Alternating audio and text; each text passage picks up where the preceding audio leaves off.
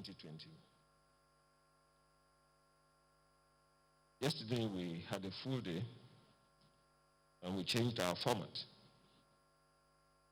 I believe that our colleagues have further digested the document that was presented and that will be coming up with a number of other questions or clarification today. But we'll come back to our usual format. We'll take the remarks of the chairman. We'll take the technical updates from the Minister of Health, the DG and CDC, and the National Coordinator before we invite the ministers if any sector has updates for us. So this afternoon, I have the pleasure of inviting the chairman of the Presidential Task Force on COVID-19 and Secretary to Government of the Federation to the podium to make his remarks. SGF, sir.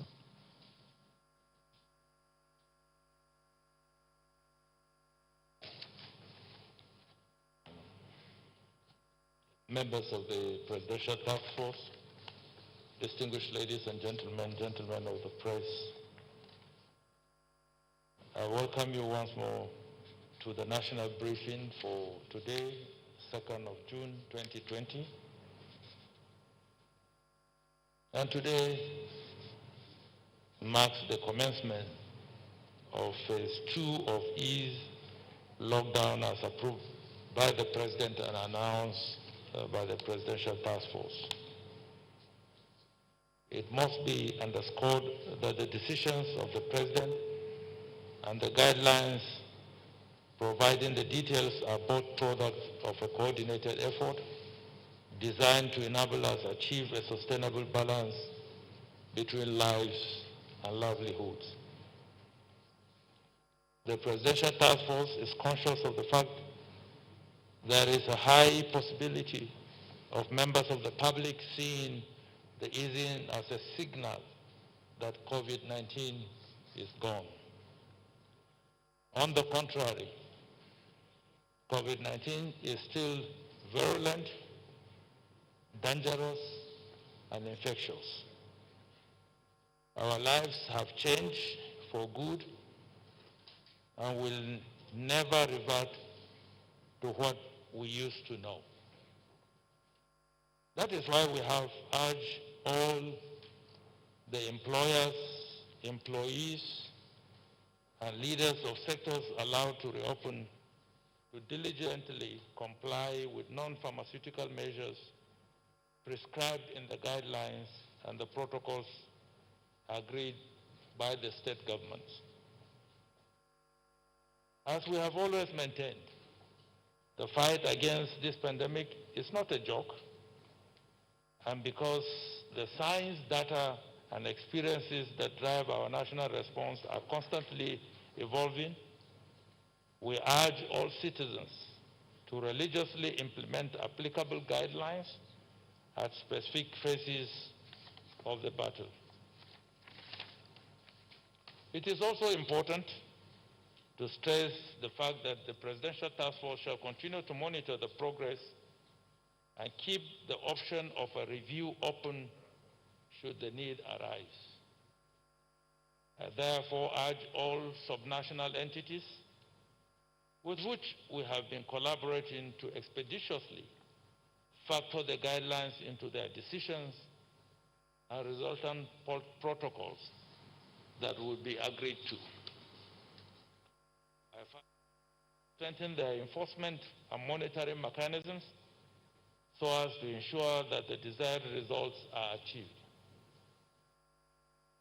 As the Presidential Task Force focuses on community engagement and risk communication, I wish to re-emphasize that state governments now have the responsibility to drive and shape the process. It must also be understood that every individual has a stake and a role to play. We must take responsibility. We must be accountable to self and community on our actions. We must adhere to the guidelines issued. Shortly after the briefing of 1st June 2020 yesterday, the social media was trending with the photograph of 2 children wearing discarded PPEs.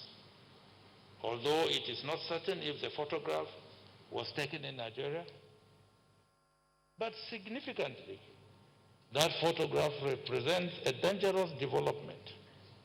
It underscores the need for more risk communication, community engagement, and diligence in the disposal of used PPEs on the part of our frontline workers and the administrators. It also underscores the need to broaden the theme and the messages in our communication strategy. Above all, the photograph has left us to imagine what the impact would be if schools were to open and they attended school after being exposed so dangerously. Those 2 children represent a clear danger to themselves, family, and the immediate community.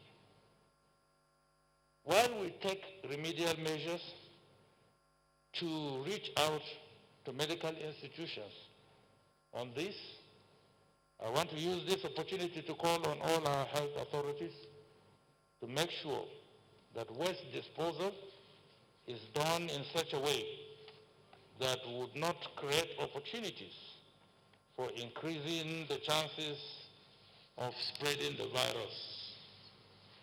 This afternoon, in addition to the updates from the ministers, the DG Nigeria Center for Disease Control and the National Coordinator shall re-educate all of us on the protocols guiding the use and disposal of PPEs so that the communities, and particularly parents, will understand the danger. Ladies and gentlemen, there is a lot of work to be done and enough for everyone. We must all overcome this challenge together. You must, and I must, take responsibility going forward. Finally, let me thank the gentlemen of the press for quickly digesting and disseminating the critical information contained in yesterday's briefing. We still have to do more to uplift the knowledge of our compatriots. I now call on the Honorable Minister of Health, the DG, Nigerian Center for Disease Control, and the National Coordinator to update you before other ministers would follow subsequently, and thereafter we will take questions. I thank you for listening.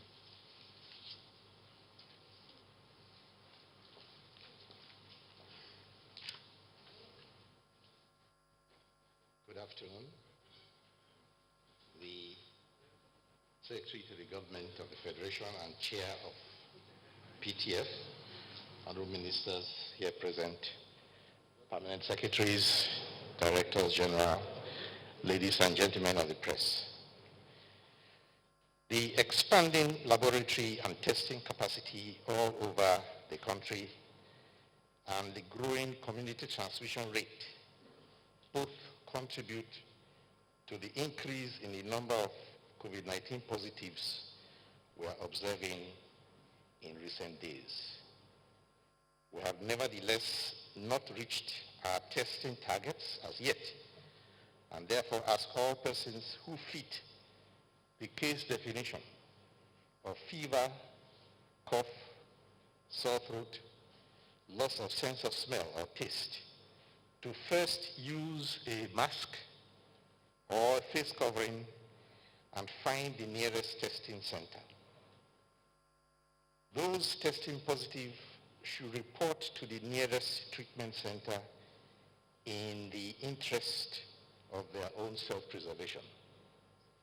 Complications, as you know, can arise suddenly, especially in cases of persons who have underlying illnesses. We shall include this in our social mobilization and community engagement messaging.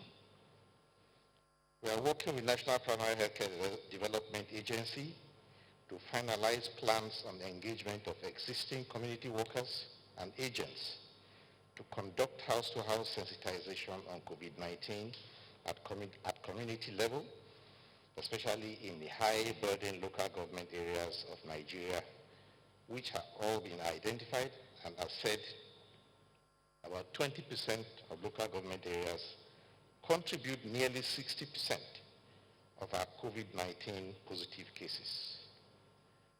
Nigeria has currently a total of 10,578 confirmed cases of COVID-19 in the 35 states of the Federation and the FCT, of which 3,122 have been treated successfully and discharged, while we have sadly recorded 299 fatalities. The COVID-19 burden is, as we know, not evenly distributed within the country, with Lagos and Kano states bearing the highest burden. A team from the Federal Ministry of Health, led by the Executive Director of the National Primary Healthcare Development Agency, and comprising of doctors from the Departments of Family Health, Hospital Services, and Public Health, and NCDC, is in Lagos on an appraisal visit, during which a situation analysis will be conducted. The team will also visit the contiguous Ogun State on the same mission. The visits are in continuation of similar useful initiatives in the past to Kano, Katsina, Sokoto, Jigawa, Gombe, and Borno to share experience and ideas and align strategy and support each other. We continue to advocate for states to strengthen their response activities and have begun a program to strengthen the capacity of all federal health institutions in Nigeria to deal with COVID-19 challenges in their states by additional training, supplies, and equipment. Federal Medical Center Lokoja and the University of Calabar Teaching Hospital will be prioritized for deployment of gene expert machines as soon as the kits are available and validated. Citizens of Kogi and Cross River will no longer have shortage of the opportunity to be tested. Our observation is that states are at various levels of readiness, and it is important to re-strategize to meet all citizens and need at their point of need. COVID-19 has long since become a global phenomenon affecting nearly all states of the world, and all nations are working together. And I urge all state authorities in Nigeria to accept the reality and also work with each other and the federal government and play their role in the strategy to keep our people safe. This includes decentralization that requires making a minimum of 300 isolation beds ready so that the national health system does not run out of COVID-19 bed spaces. As we have been advised by His Excellency the President, it is best to be fully prepared, even if we don't have to use it. In this regard, the Federal Ministry of Health stands ready to support all states in their effort to build resilient and responsive systems for their citizens of their states. The FCT, for example, is no longer under dead space pressure, having been well supported with assets to meet all levels of care, security, and needs. There will therefore be no reason for COVID-19 positive persons to be outside of a designated isolation and treatment center, especially with the Disney Dome Isolation Center now ready to take cases. It will be headed in the introductory phase by the Medical Director of ERA Specialist Hospital, one of the most experienced virus disease hospitals in Nigeria. The FCT is managing the Idu COVID Treatment Center with over 500 beds capacity, and this facility is ready. We have conducted an analysis of healthcare worker infections and identified critical areas for targeted intervention to include continuous updates and retraining. More than 13,000 health workers have been trained, which will result in reduced rate of infection, especially infection in the line of duty. We are collaborating with states to cascade the training down to lower cadres or junior cadres of workers. A few weeks ago, I announced that Nigeria will participate in the COVID-19 drug trial, which the World Health Organization was leading, but partly suspended. After consultation with top Nigerian scientists of the Ministerial Expert Advisory Committee, I am advised that Nigeria has something to add to the body of knowledge around these trials, and I have therefore approved continuation of the trial as recommended under strong precautionary conditions to be built into them. The leadership of the ministry also had the first comprehensive briefing with the Ministerial Advisory Panel of Experts yesterday, led by the foremost virologist, Professor Oyewale Tobori, and we received a series of very useful advisories that will be discussed and shared with heads of our agencies and departments of the ministry. Finally, as we move into the next phase of easing of the lockdown, I urgently call on all Nigerians to take responsibility for ensuring that we actively play our role in ensuring that COVID-19 does not spike or bounce up as has been observed in many countries where lockdown was relaxed. It is important to bear in mind that this phase, more than lockdown itself, is in the hands of the people more than in the hands of government. We must fight the spread of the disease by adhering more strictly than ever before to the various social guidelines which have been announced, published, and publicized.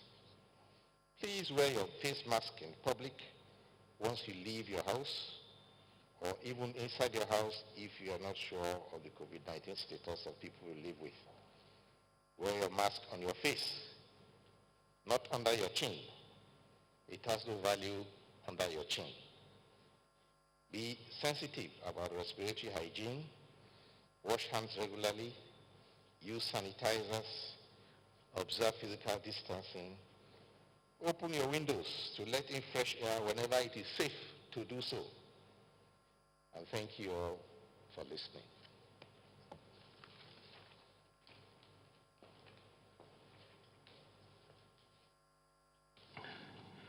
Chair, honorable ministers, gentlemen of the press, good evening.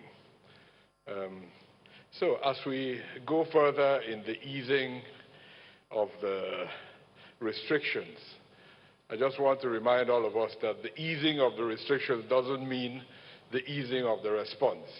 In fact, the response is being strengthened.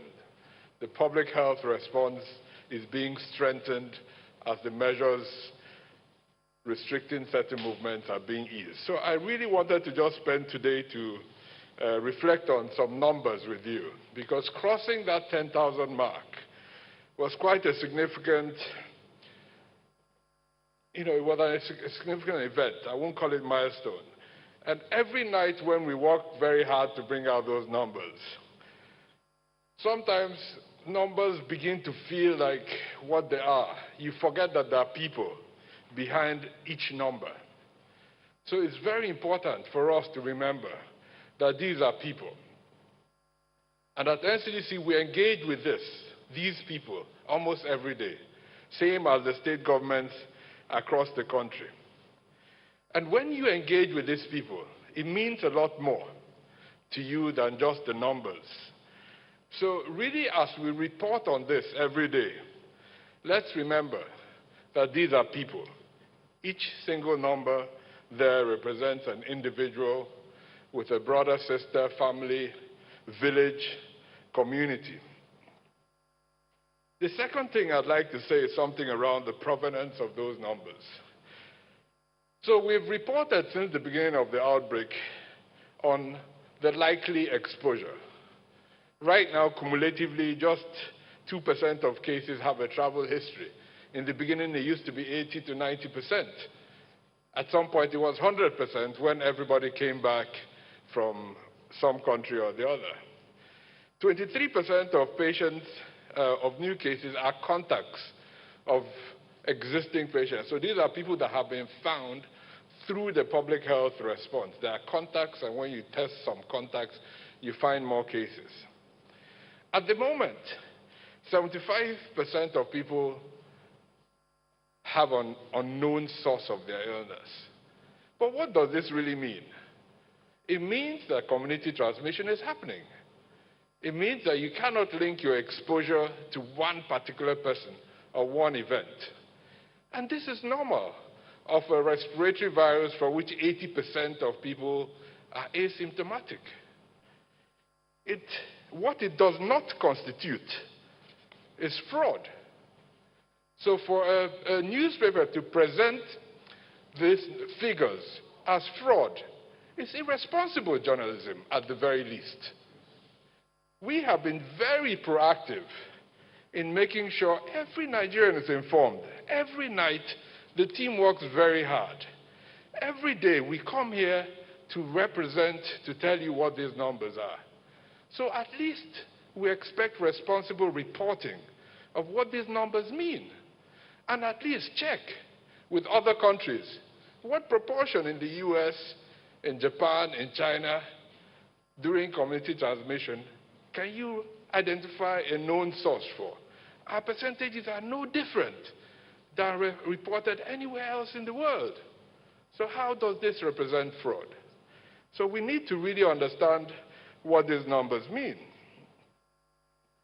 We've had 299 deaths so far, representing a case fatality ratio of about 3%. Now, each of those deaths are very painful, and we report them because it's important to count these things. But also, we always remember, and the SDF has said it here severally, these are people. Some of them we know, and some in my privileged position have come to know through the course of their illness. So we mourn them and we remember them every time we go out in the morning to work harder the next day. We now have the third highest number of confirmed cases on the continent, just after South Africa and Egypt. It means that there's an added responsibility for us to work harder every day. We've increased our testing capacity.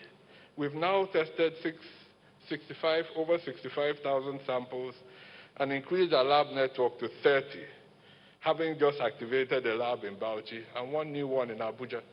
Each of these are not numbers.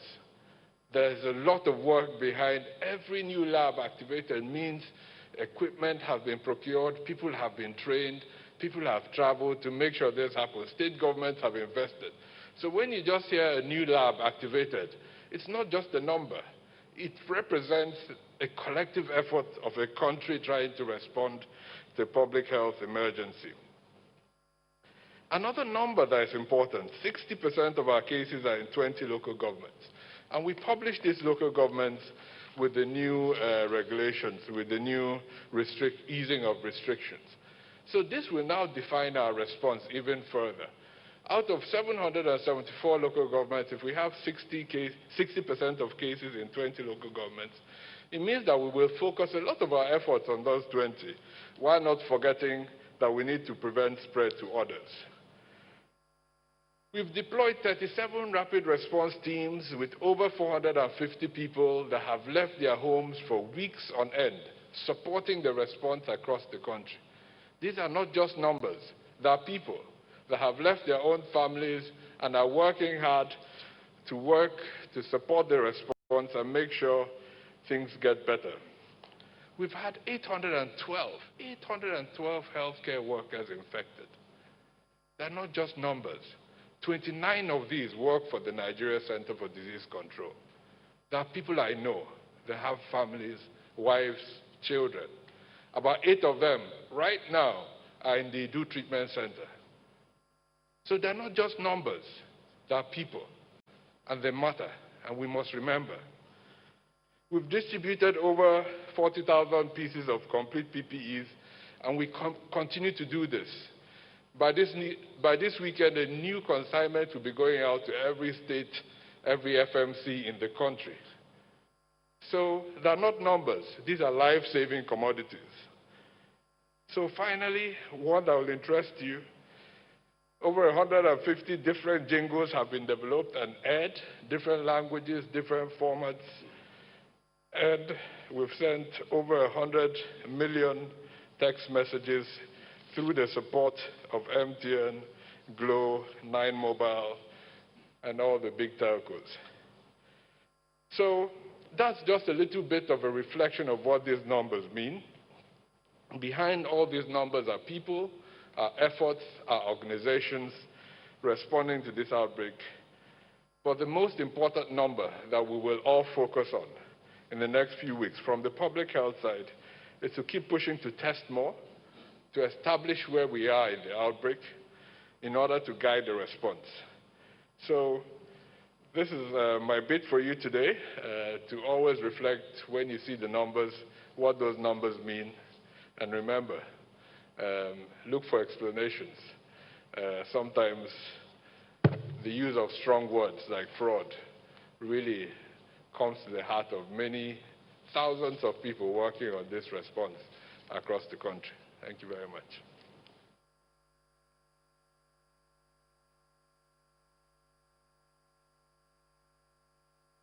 The Chairman of the PTF, Honorable Ministers, members of the Presidential Task Force, gentlemen of the press. I understand there are no ladies of the press, so gentlemen of the press, good evening.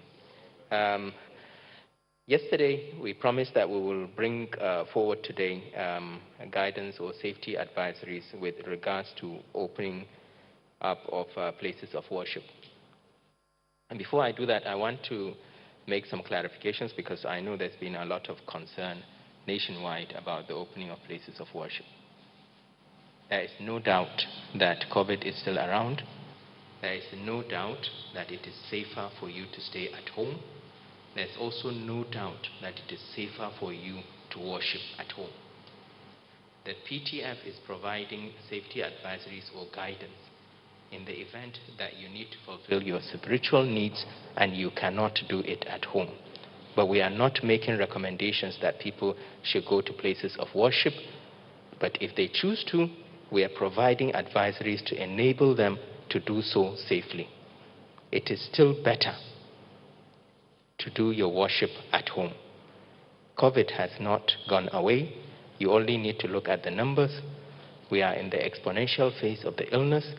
We have moved as a country right up to the 3rd position in Africa. And because of our population, we could also move to the 2nd position or even the 1st. So now is the time to continue to take precautionary measures. Now is not the time to relax.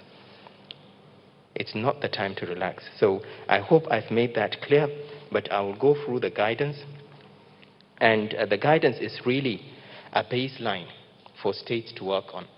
States are free to strengthen the guidelines, but we would expect them to at least provide that baseline so that our citizens can continue to be protected when they wish to pray in places of worship.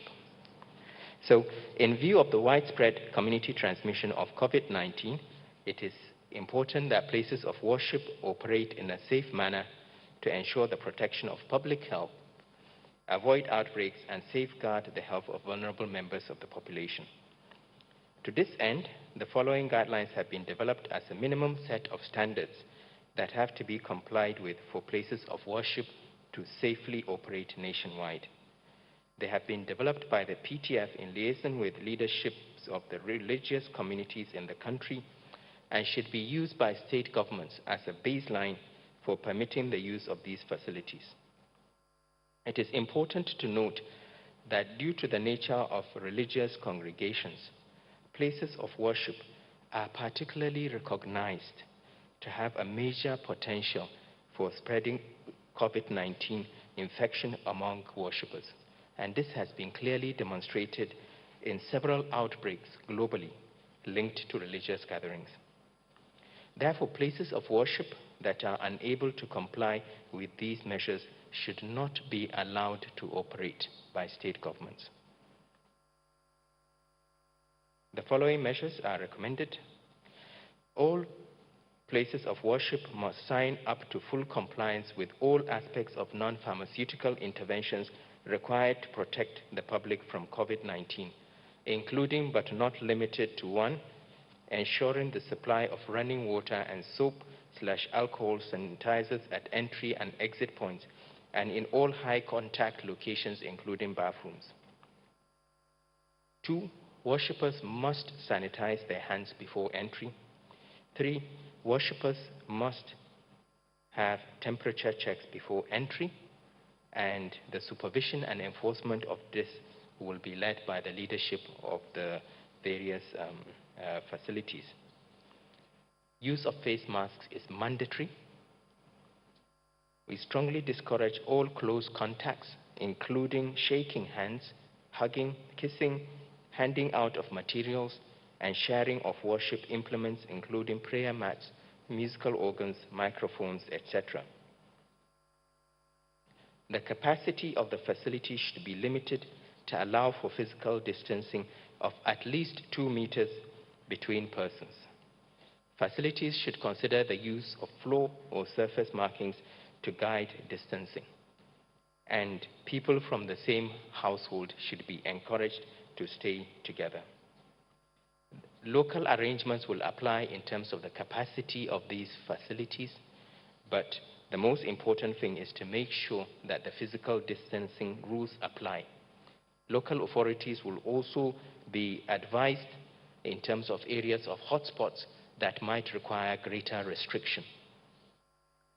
Volunteers should be limited to exact numbers needed, and none of the volunteers should have an underlying medical condition or be above the age of 55 years. Responsibility for enforcement will be with the leadership and church or mosque committees, and supported by local authorities, including state governments. B, we strongly recommend limiting congregational contact times, with places of worship only opening for regular church and mosque services. Regular church and mosque services. Churches to open from 5 a.m. and close by 8 p.m. For churches, each service should be for a maximum of an hour, with an interval of 30 minutes in between services to allow time for disinfection. Mosques may open 15 minutes before Adhan and close 10 minutes after prayer for Fajr, Zuhur, and Asr. Prayers to be shortened to reduce duration of contact between congregations. The reason for this is because, as I said yesterday, there are several factors that will contribute to you catching COVID when you come across somebody with it. And one of the factors is the duration you spend with that person. The longer you stay with that person, the less protected the person is in terms of face mask or you yourself. The more closer you are to the person, the higher the likelihood of catching COVID, which is why we are trying to limit the duration of contact within crowded communities. For Friday prayers, mosques are to open 20 minutes before prayers and close 20 minutes after prayers. The total time for Friday prayers, including sermons, should not exceed an hour. Islamia schools, night vigil, Sunday school, and children activities are to remain suspended. For mosques, only the 5 daily prayers and the Friday prayer services should operate. Mass gatherings that make compliance with physical distancing impossible is not allowed. Ideally, prayer sessions, if necessary, should be staggered to accommodate people and to encourage greater opportunity for physical distancing. Worshippers should be encouraged to sign up for preferred service time where possible in churches and make virtual worship options available. Places of worship should plan, if possible, for separate entry and exit points. But it's also mandatory that they have to have measures to direct the flow of people to avoid crowding and breach of physical distancing rules. There should be no social gatherings either before or after worship. And business outlets within the churches or mosque premises should remain closed. We are strongly advising vulnerable individuals, such as those with underlying conditions such as diabetes, cardiovascular disease, immunosuppression such as HIV and cancer, those above the age of 55, to please stay at home and consider remote participation or non-contact attendance. When we looked at the mortality rate, the death rate for persons who have died from COVID in Nigeria, the case fatality rate, well, first of all, more than half of those that died were above the age of 50. Secondly, the case fatality rate, if you're above the age of 50, was 17%.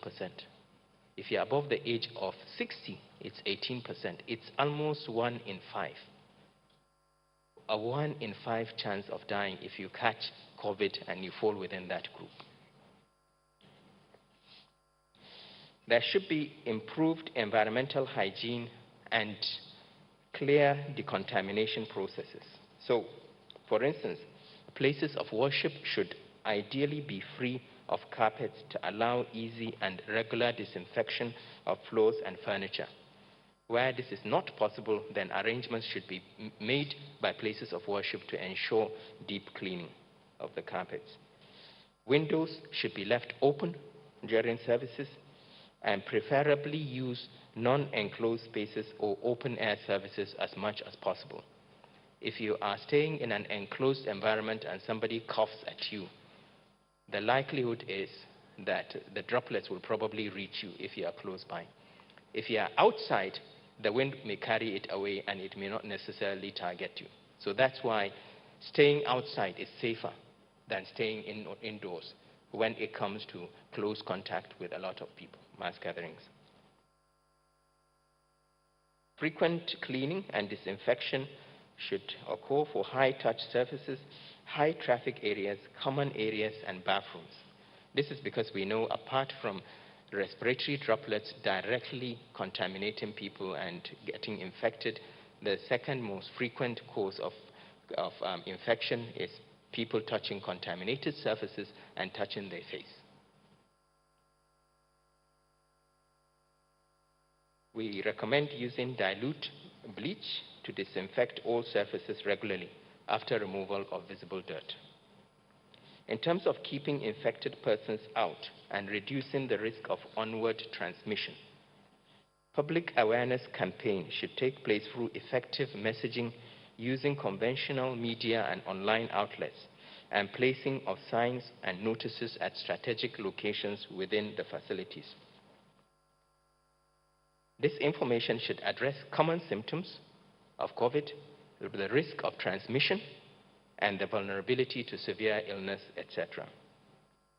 Worshippers should be reminded not to attend in person if experiencing common symptoms of COVID-19, including fever, cough, and shortness of breath, or have had close contact with an infected person in the last 14 days. All worshippers noted to have a temperature or are symptomatic on arrival at the place of worship should be turned back and not allowed admission.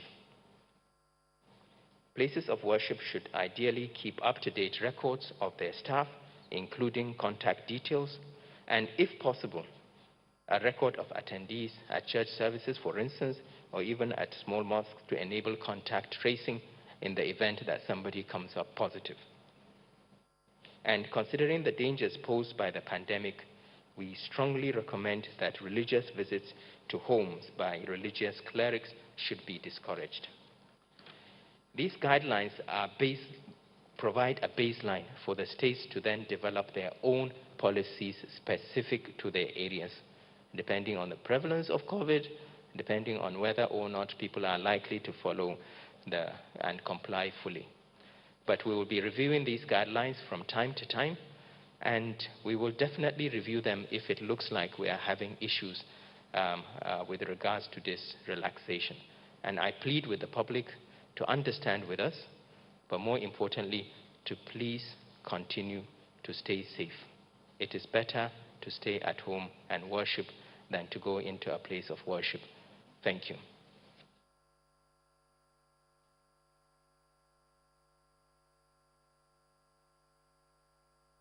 Thank you very much, National Coordinator.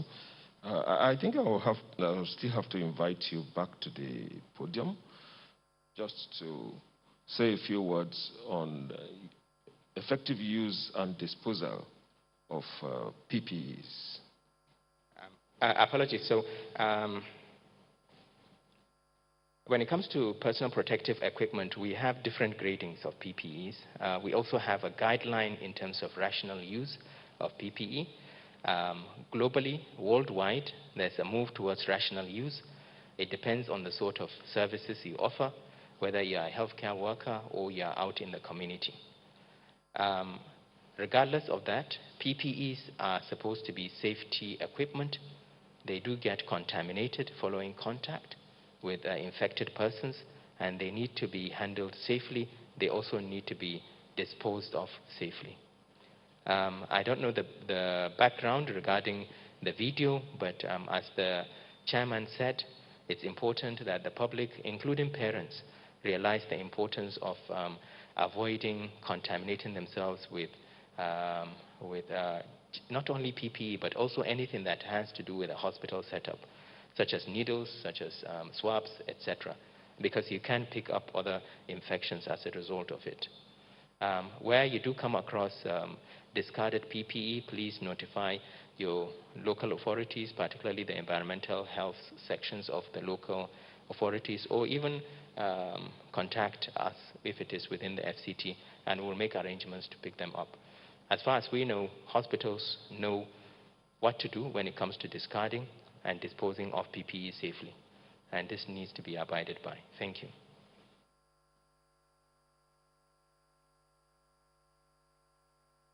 Thank you.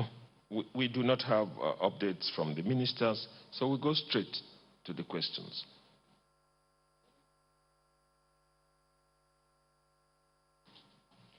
The Chairman, members of the task force, my colleagues, my name is Amaka Ude.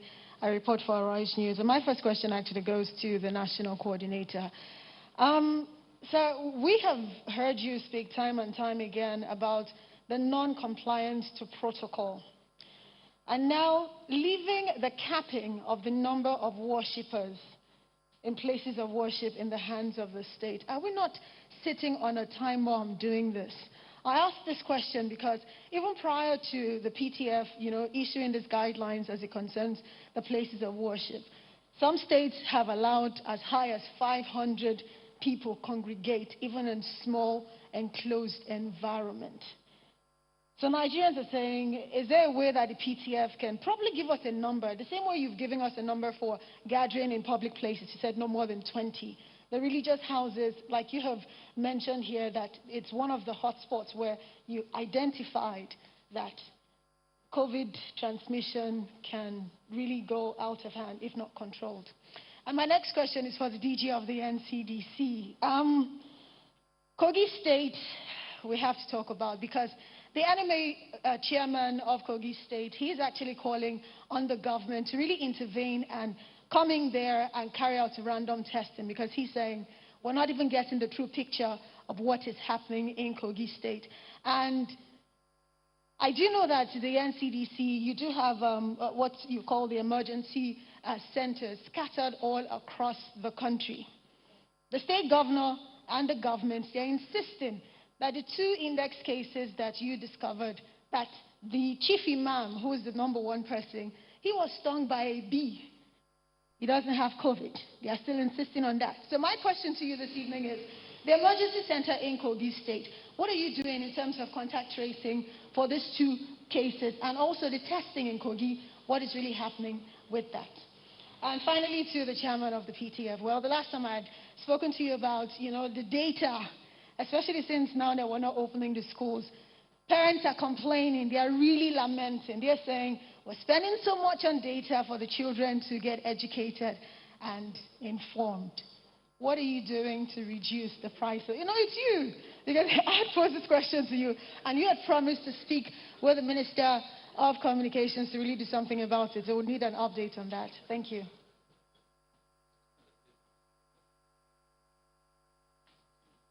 Good evening, sirs. My name is Felix Onwa, and I write for Reuters. Yesterday's explanation on when the international flights will resume was not really made clear. So, national coordinator, please, I would like you to throw more light, just like you did in the domestic flight, and tell us when normal international flights will resume in the country. Thank you.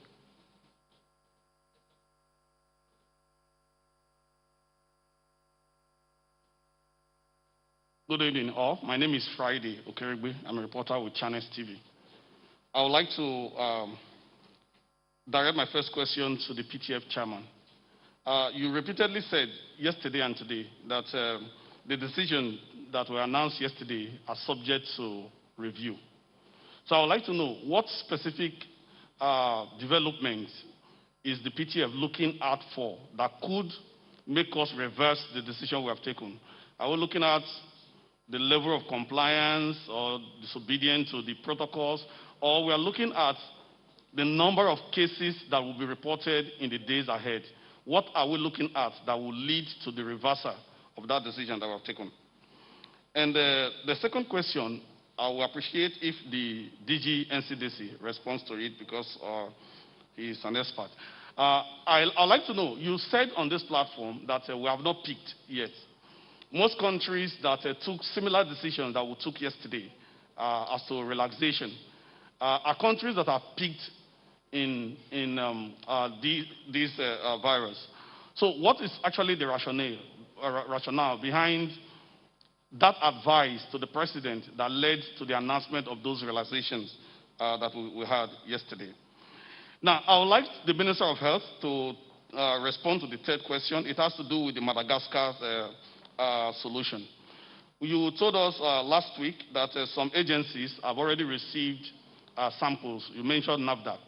Do we have a timeline where we'll be expecting their results so that we'll know at the end of the day that, oh, yes, this solution is a solution that can cure COVID, and so we are using it or not? Thank you. Good afternoon, sir. It's Rachel Abuja from the News Agency of Nigeria. My first question is for the Minister of Health. Sir, you said a committee was constituted of experts headed by Professor Tomure. We are yet to hear anything from that committee. I would like to know if they actually added their voice to the report to the president and what they've done so far. My next question is for the coordinator. Mr. Coordinator, I would like to know if Nigeria is contributing anything for the vaccine of that COVID is handling. Gavid is handling. If Nigeria is contributing anything to the fund. And my next question is for the DG NCDC. Sir, you made mention of some numbers, unknown sources. I would like to know what we'll further do to address this situation. Since they are unknown, we don't know their sources. So how do we go about that? And thank God we have 30 labs in Nigeria now, laboratories in Nigeria.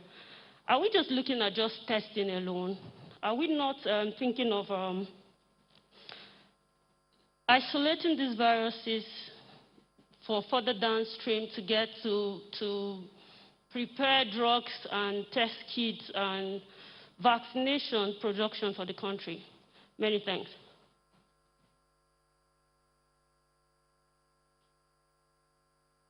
Good evening, Mr. Chairman, members of the PTF, my colleagues.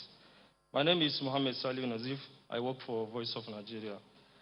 My question goes to coordinator and probably either Health Minister or NCDC. We heard that so far, with the confirmed cases that we have in Nigeria, about 20 local governments has the highest or contributed with the highest number. My question is, have we been able to provide all the necessary things we need to contain this virus within those local governments? One. Secondly, now that with the review of the easing of this lockdown, remaining of the local government, what are we doing to make sure that we are not recording those spikes around other local government? Because if out of 774 local government, we will have 20 with this 60% of the total cases that we have in Nigeria, what it means, a lot needs to be done to stop interlocal government movements. Otherwise, before few times to come, we are going to still witness this kind of high cases within the local government areas. And what is the primary health care doing at the moment in combating this pandemic? Then to coordinator, on the issue of reopening the religious organizations, I mean the worship centers, particularly with mosques, you talked about using of register or taking numbers of the attendees. How are we going to go about that? Considering the timeline that you have given for the services, especially Jumat prayer, should not be more than 1 hour. Are we going to witness having registered at different places in mosques for people to come willingly to write their names and their numbers before attending to Jumat service? Or is there any way that will make people to key into this? Thank you.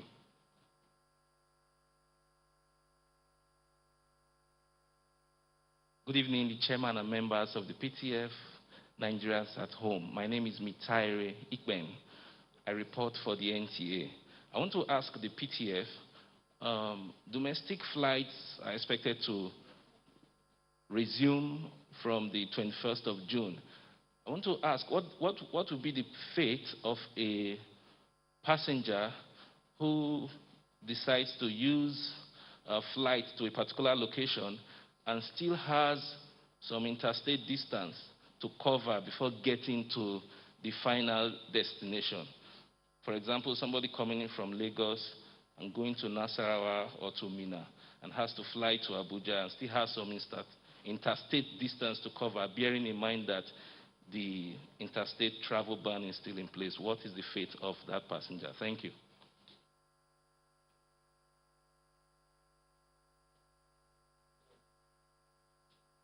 Good evening, members of the PTF. My name is Juliana Taiwo Baloyen of the Sun newspapers. My first question goes to the Minister of Health, and then maybe the Minister of Education can say something. Proprietors of private schools have rejected plan by federal government to convert their facilities to isolation centers for COVID patients. They say schools are meant for children, and we should not use them for the purpose that will make them abandon schooling. So they are advising government to convert large expanse of land and abandoned facilities to isolation centers. So what's your reaction to that? The Minister of Health, frontline health workers at teaching hospitals and federal medical centers are complaining of scarce resources because their IGR has fallen. Some doctors and other essential staff are staying in hotels because they are afraid of going home, which might be injurious to their families.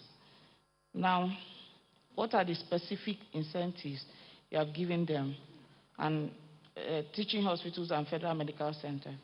And then this one just came in now, the road transport owners of luxurious buses said they would like to know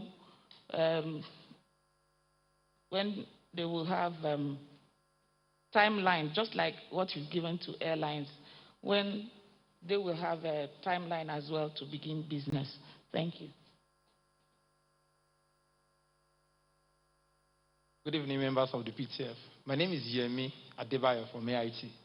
I just have two questions for the PTF today. And the first one goes to the national coordinator. And perhaps the STF would also want to respond to this. Enforcement of guidelines issued by the NCDC perhaps has been a major issue since the COVID-19 came into existence in Nigeria. Now that churches and mosques are going to be reopened, these guidelines have been issued out for them to follow before they can reopen. Don't you feel enforcement will be a major challenge now that you're asking the religious leaders and the state governments to follow through? Are you considering meeting with the leadership of these various organizations, at least the churches and the mosques, as well as the state governments, to reach out modalities on how to ensure strict enforcement of these guidelines? Then secondly, the Minister of Foreign Affairs, some Nigerians were on the verge of being evacuated from India just before the second phase of the ease of lockdown was announced. Now, it has been said that no more evacuation. What happens to this set of Nigerians in India? Thank you very much.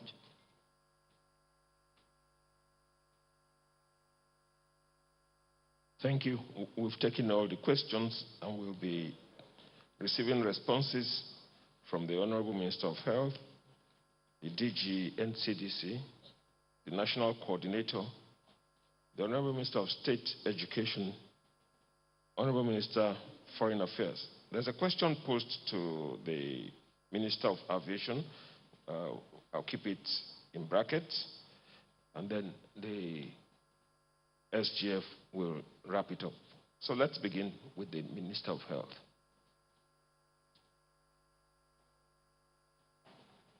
Thank you. The questions, the first one is with respect to the medicines or the organic products that came from Madagascar. They have been distributed to our research institutions. The Nigeria Institute for Medical Research got samples.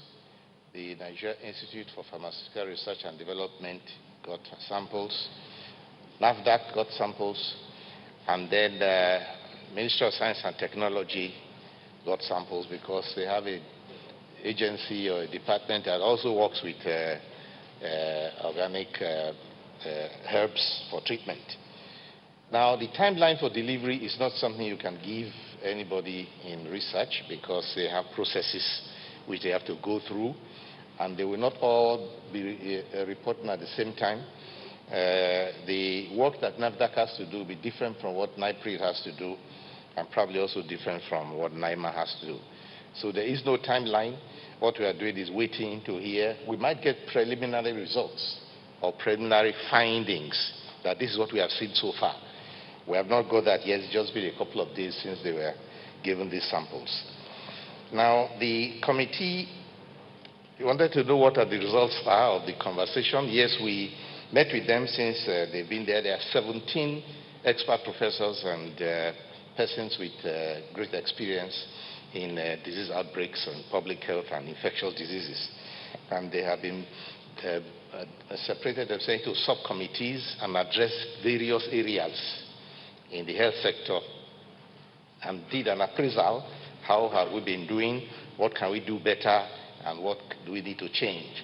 So we received that report yesterday. We are working on reviewing it, and we shall share the result with the various agencies to be able to improve performance.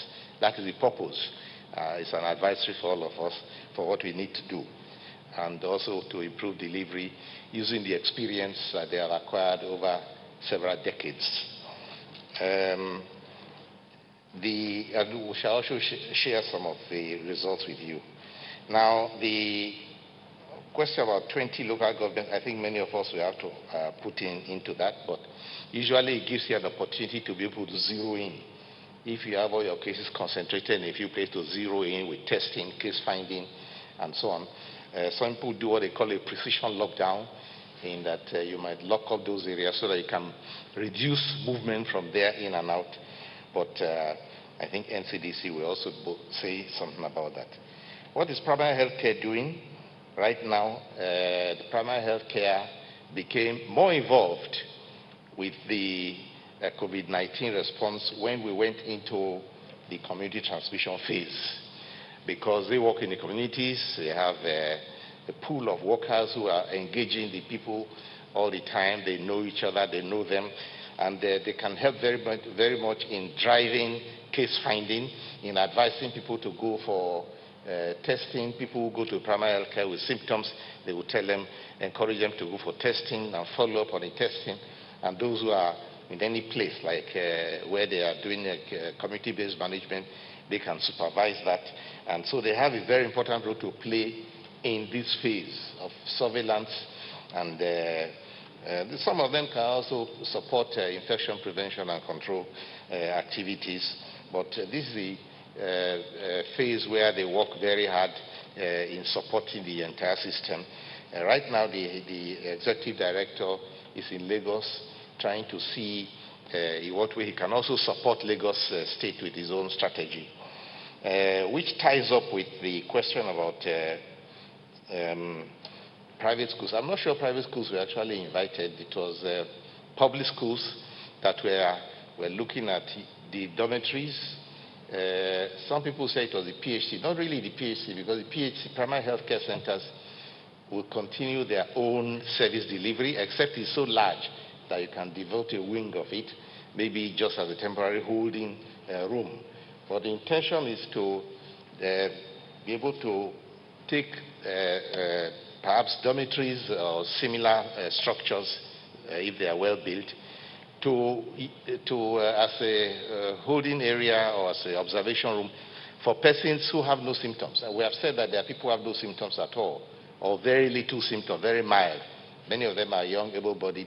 But we need to also engage them out of the community so that they don't participate in spreading.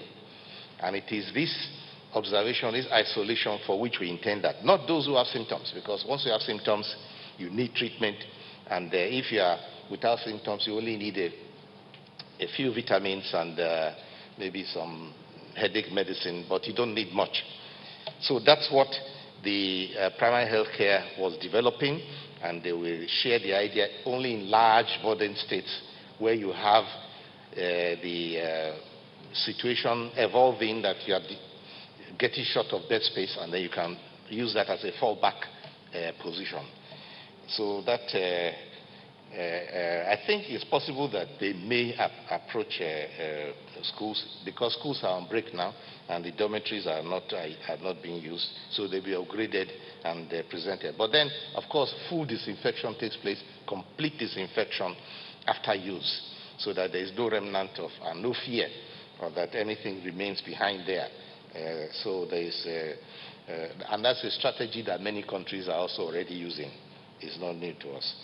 Now, the question of frontline health workers, yes, we're trying to give the best attention to frontline health workers. They're the most valuable, the most precious, and the protocol, in fact, is developed by NCDC of those who are exposed themselves in any way to risk. By the time they finish their shift, there's a place where they go and rest and also keep away to see if they have symptoms. Some of them may be tested. And so that protocol is developed for those to isolate those who have done such work as deserve for them to be kept away, so that you are sure they are safe before they go to their family. So the protocol is there, actually, and we're also putting them on priority for getting personal protective equipment. And most speeches we make here, we pay tribute to them, to their service, to how important they are to us and to the entire system. So the incentives that are built in are part of the general incentive that the Ministry of Health and Ministry of Labor, and so they are finalizing, and Ministry of Finance finalizing those guidelines for the incentives, which include insurance and so on, and hazard allowances. But they are very important to us, and again, let me use this opportunity to thank them, to recognize our frontline health workers and greet them, and tell them to keep going.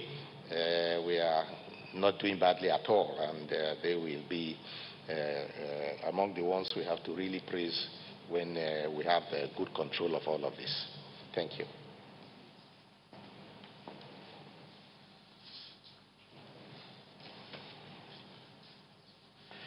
So thank you.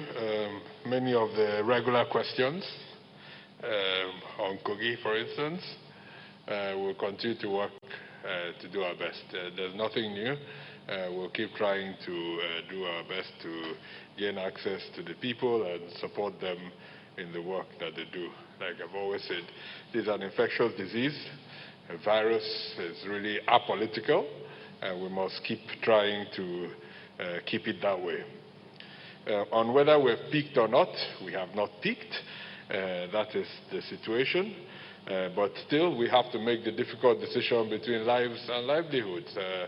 The chair of this panel has stated that very often, and how difficult a decision that is for Mr. President. And yes, Mr. President listened to our advice, but he doesn't only listen to our advice. He listens to the advice of his economic team. They share with him the economic data from the country. He listens to the advice of the security team. They share with him the security situation across the country. So there are many factors that feed into his decisions. So obviously, the advice from this panel is one of the most important ones, but there are also other very important streams of information, and all these are linked. Health is linked to security, is linked to the economy. So you can't, even within health, COVID is linked to everything else. If you make your decisions only on COVID, and then what happens to people with cancer, malaria, that are pregnant, and so many other decisions. So whether the outbreak has peaked or not is an important part of that decision-making process, but it's not the only, it's definitely not the only part. So that's based on what this decision was made. Like I said, when we say they're from unknown sources, it's really, you have to understand the nature of the virus. This is a respiratory virus for which 80% of people don't have any symptoms, can transmit before they become symptomatic.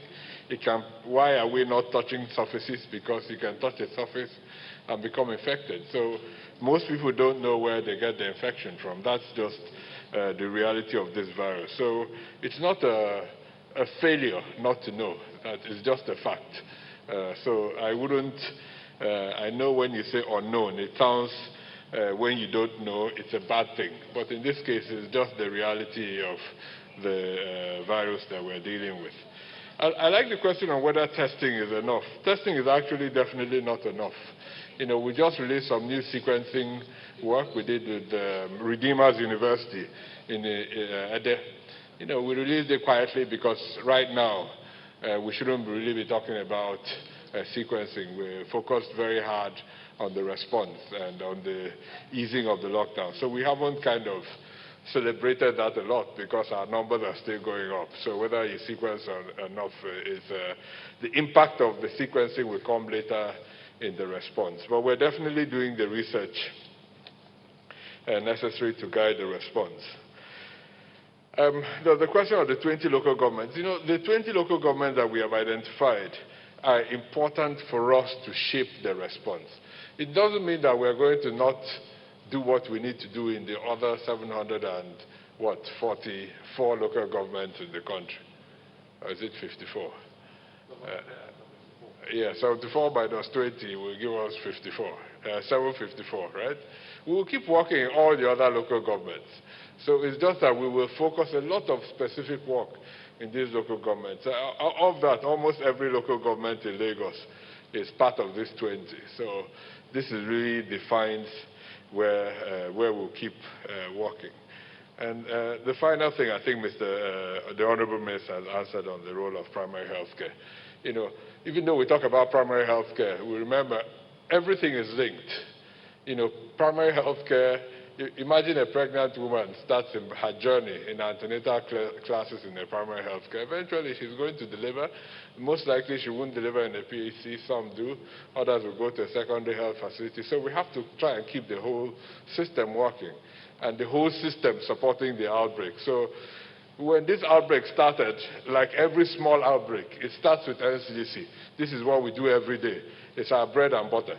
But once an outbreak starts growing, you bring in a multi-sectoral response. That's when the PTF was formed. And the rest of the health sector now is no longer just a public health response. It's a healthcare services response. The entire health service has to now respond to the outbreak because of its size. And this is really the same from across the world. So every part of the health sector, every part of the economy, every part of the country is now focused on this response because we need to get it right in order to restart some form of normality. So thank you very much. Yeah, well,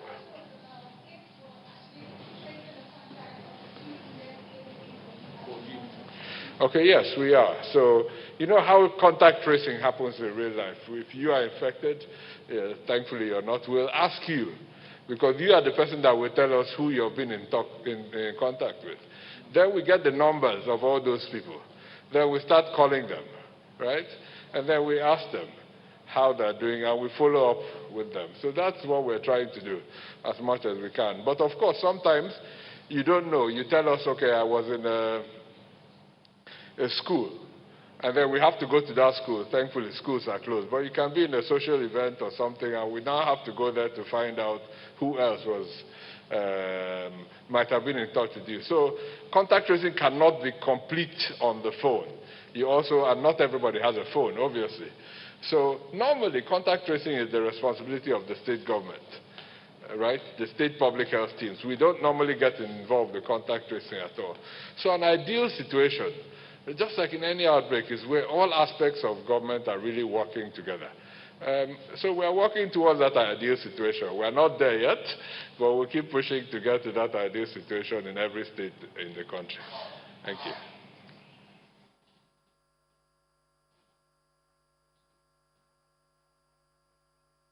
Thank you. I think I have some questions that I'll try and sort of bring together, because I think they address common themes.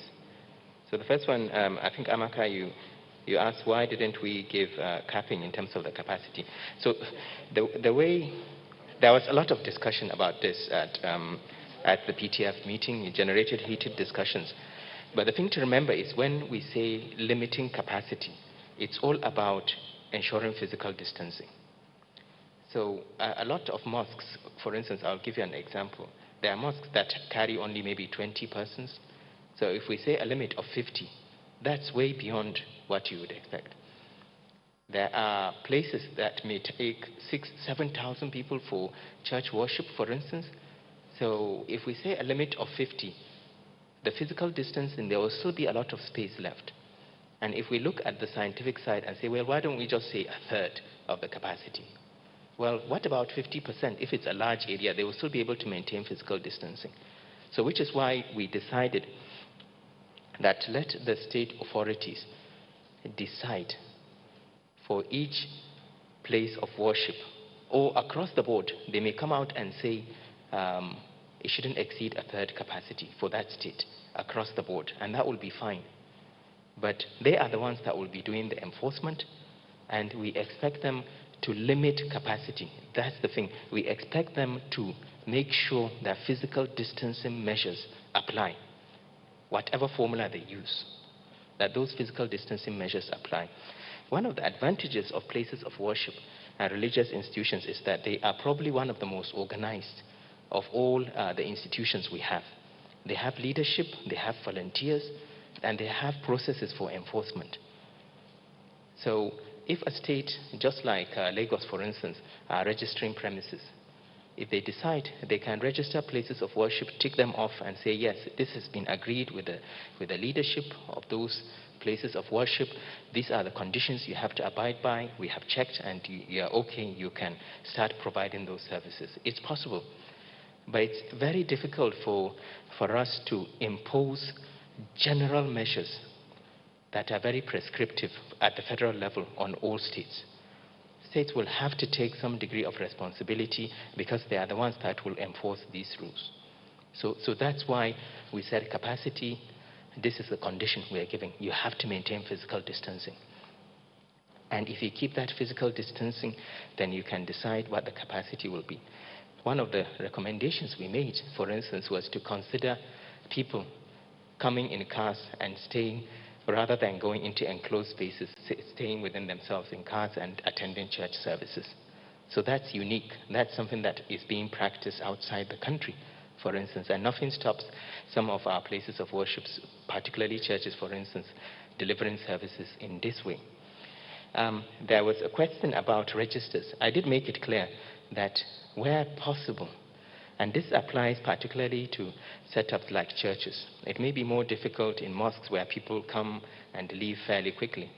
But where we want the registers is particularly where it deals with the staffing, because they are the ones that are there all the time and they are the ones that will be most exposed.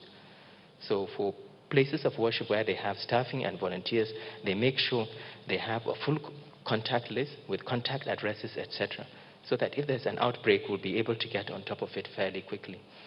For places of worship that are very organized and are able to keep registers, fine. But these are advisories. We don't expect every place of worship to provide that service. There will be guidelines, there will be advisories, there will be recommendations, there will be different levels of guidance available. Enforcement of guidelines, I think, as I said earlier, what we are providing is a baseline for states. States may wish not to even open places of worship. But if they do, we expect them to at least, at a minimum, ensure that those baseline guidance that we have given are followed so that people can be safe. And if they wish to strengthen those guidelines and say, no, capacity 20%, that's still okay. Or we're not going to admit children and we're not going to admit those above the age of 55, 60. That's still within their remit. But we do expect some degree of enforcement, and we expect the local authorities to work very closely with religious leaders to make sure these guidelines are abided by. Flights. So when do international flights resume? Can we give some sort of idea? Well, I'm afraid we have to crawl before we run. We are sorting out domestic flights first. We've given a timeline. When we said 21st June, as I said yesterday, we didn't say 21st June. Suddenly all planes will be up in the sky. We are giving the aviation industry the next 3 weeks to get their act together and to prepare. And once they do, they can get in contact with us, and if everything is okay, we'll give them the go-ahead anytime from the 21st of June. If they come back to us in a week's time and say they are ready, then they are on their own, of course. But all we are saying is we give you 3 weeks to prepare. After those 3 weeks, any time beyond those 3 weeks, we can sign off if they are ready. And as I said yesterday, you cannot have interstate restrictions and allow domestic flights. The two do not match. So where we review and allow domestic flights, we will have to review the restrictions on interstate movement as well. And that will be done. I think the other thing had to do with 20 local government areas contributing 60% of cases. So I think DG and CDC has already addressed this, but I just wanted to say that we are preparing a package of interventions for those hotspots, and this will include increased testing, identifying isolation facilities, improving case management in those areas, and making sure that people are aware that they live within a high-risk area and they need to apply strict enforcement in terms of the way they behave. And we are also looking at the possibility of precision lockdowns for those local governments. And finally, there was something finally. Oh yes, Gavi. Is Nigeria contributing anything to the funding for vaccine? So the way Gavi operates is very similar to the Global Fund. Countries provide counterpart funding across the board for services. You don't provide counterpart funding just for one specific disease condition. So when it came to Gavi in June 2018, just about 2 years ago, Nigeria provided its $1.8 billion counterpart funding for 10 years to enable vaccines, childhood vaccines, to be provided. As far as I know, the COVID vaccine is being mostly funded through other sources such as the US government or Gates Foundation, etc. Nigeria has not contributed to this. Thank you.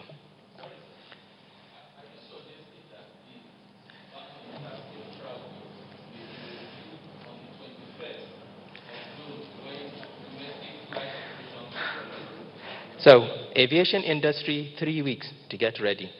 Anytime from the 21st of June, if they are ready, they will contact us and we'll give them the go-ahead. Once we give them the go-ahead, we will review interstate restrictions. Thank you.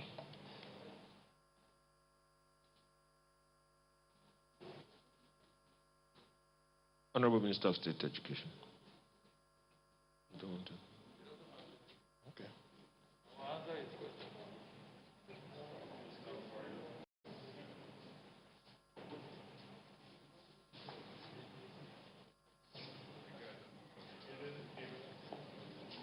Good evening, everybody. The question was in respect of the evacuees from in India who are no longer able to come back. Well, essentially, what happened, as I had mentioned in a previous intervention here, is that there is a new protocol which is the initiative of the private sector, spearheaded by Aliko Dangote. And one of the real benefits of it is that there would no longer be a need for quarantining in hotels. The costs that come with that, and also the burden on the evacuees themselves. And this is a major initiative, and for which we're eternally grateful to Herbert Wigwe, Aliko Dangote, and all the others in the private sector. Now, this would require a number of things to be put in place. Human resources in place, and also, of course, equipment, and so forth. Now, we had two planes by Nigerian carriers. So it was really good because, of course, we had myself and the Minister of Aviation had been summoned by the House of Representatives Committee on Aviation to discuss issues concerning Nigerian carriers being involved in the evacuation of Nigerians. So this was a case where a Nigerian carrier was booked to carry nationals of other countries, in this case China and India, within 4 days of each other, returning them to their countries, about 300 of each nationality. And these were dates that had been scheduled for some weeks back. We had tried to schedule dates for the evacuation of our nationals from various countries. And India and China had been scheduled around the end of May. So with the new mechanism that was brought into force, there was a requirement of testing 5 days before boarding. And so we, spoke to those members of the private sector who were behind this innovation, this initiative. And the feedback was that it would be possible to meet these dates, to just push the dates back by a number of days, and that they would be able to be ready, up and running. As it turned out, it wasn't as straightforward as that. And our medical people, and of course the national coordinator, made the case and the point yesterday, felt that there was more that needed to be addressed and put into place for this mechanism to be ready for use. And so as optimistic as we were, and hopeful that we would be able to avoid the situation where these national carrier, these planes, would come back empty without our national evacuees on them. About the fact that at this stage and at this level, you cannot be very correct with either percentages or numbers when it comes to places of worship. Because the governors will be looking at the information that we have made available to them. If I were a governor and I have 10 local governments that constitute a substantial percentage of this infection, what do you think will be running or going on in my mind as to whether I would allow for opening of mass gatherings? So we've made that information available to you and to the states. And we expect that every governor will look at what percentage of these infections do I contribute to the national figure, and what kind of policies and guidance can I give my people so that collectively we can either abate or reduce the level of community transmission. If I have 2,000, 3,000 clustered in one place, obviously as a governor sitting, I will look at it and say, is it safe to have any form of activity in this area? And in consultation with the people in that area, obviously you will come to the only one logical conclusion, that it is not safe to have any form of clustering of people or gathering or congregating of people in that area. So we do not want to take away that responsibility from them, because we cannot pretend it from the national. They are the only ones that can take charge and deal with it at that level. The Minister of State Education has asked me, Amaka, to tell you that there are free education websites, and he gave me two: schoolgate.ng and classroom.com.ng. Those are free websites. And also to tell you that all major networks have already given substantial discount on their data for educational purposes. So I think you advise whoever is asking that question, parents, educate them on the fact that they can avail themselves of this free education website that I have called out, and also take the benefit of the discounts that have been granted by the major networks that we have.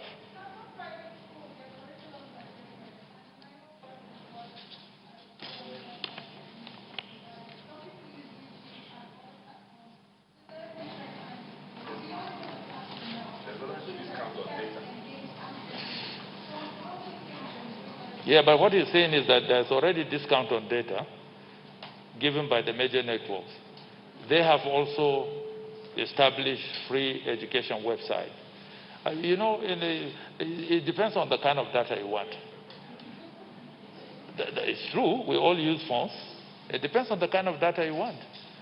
If you want the data that will just provide the basic services for you, you will get it at the cost of that particular kind of data. If you all want all the channels on DSTV, you are not going to pay the same with somebody like me that is only interested in news channels. All other channels, as far as I'm concerned, you can close them up, except for channels that give me educational materials, historical materials. But any other channel is of no consequences to me. I would stay with my news channel to be current, to know what is happening. That presupposes that I'm going to pay less than somebody that wants a bouquet that covers all the channels. So it depends on the kind of data you want. You should be ready to pay exactly for that kind of channel. In closing, I had shared my experience here with you about how when I get back home I'm a suspect, and truly these last 2 months have been very grilling experiences for each and every one of us. You and us on this side of the aisle. We've gone through some very difficult times. What we used to consider normal, we can't practice it again. I can tell you for free that in the last 2 months, my routine has been my house, the office, the conference, the villa, the venue of our meeting. I have not visited anybody's home in the last 2 months. I have not received visitors into my home. People who have strayed, I have politely asked them to go. Why? It's a question of self-preservation. I must do everything humanly possible to ensure God helping me to preserve myself. For the benefit of self first, my family, my loved ones, my friends, and those of you that come in contact with me on a daily basis. I'm saying this so that we can really know the level of responsibility we need to take. If for 2 months I have not stepped out of my home to go on any social visit, it means a lot to me to keep touch with friends, relatives, but because of the circumstances of the time and what we are dealing with,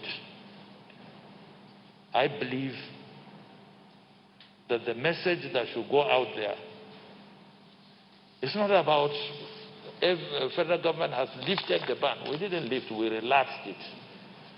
And like Dr. Sani said, you are not obligated to go to a place of worship. But for those that feel that their spirituality would only be uplifted by being in a place of worship, we have given you conditions for self-preservation if you want to go.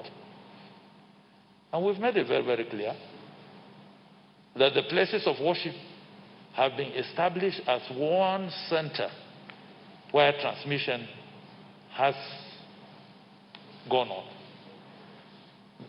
The stories abound of countries that opened up places of worship and went back to lock them back. Because with one visit, and that's why we are taking all the steps we are taking to ensure that, is it safe enough?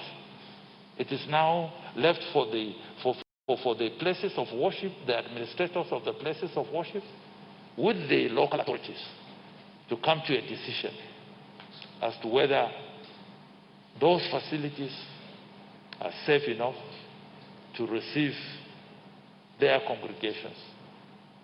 And it is very, very important that we know that the more we congregate, the more exposed we are, and the likelihood of getting infected. My prayer is that each and every one of us, individually and collectively, would take a decision for self-preservation first, and for the good of your families, and for the good of the community. Thank you and good evening. Thank you very much, Chairman PTF. That brings us to the end of the briefing for 2nd June 2020. But before we go, let's take one or two messages. Yes, indeed, the times are difficult, the times are dangerous. You must prioritize self-preservation. As Nigeria confronts the global phenomenon, every state, every local government, every individual has a stake and a role to play. We must take responsibility and ownership for self, for family, and for community. Please abide with the guidelines. Avoid stigmatization and discrimination against infected persons. If you have the symptoms, fever, cough, sore throat, loss of smell and taste, do not go underground. Seek help. Wear your mask, but do not share. Wear your mask, but do not share. Observe respiratory hygiene. Educate yourself, and particularly, please do not pick discarded PPEs if you find any. East lockdown is not a signal that COVID-19 is gone. It is still around, and it is still very, very dangerous. A lot has been said about our health workers today. We must say a few words about them. Every day, health workers across the country are at risk, not just from COVID-19, but from other ailments affecting people. Health workers are caring. Let us care for them as well. We thank our health workers, our heroes, our frontline workers. And to parents, please remember, the education websites are free and they are open. The data has been discounted. Take advantage of this to let your children stay connected with their education. I thank you very much. God bless Nigeria. There will be no briefing tomorrow.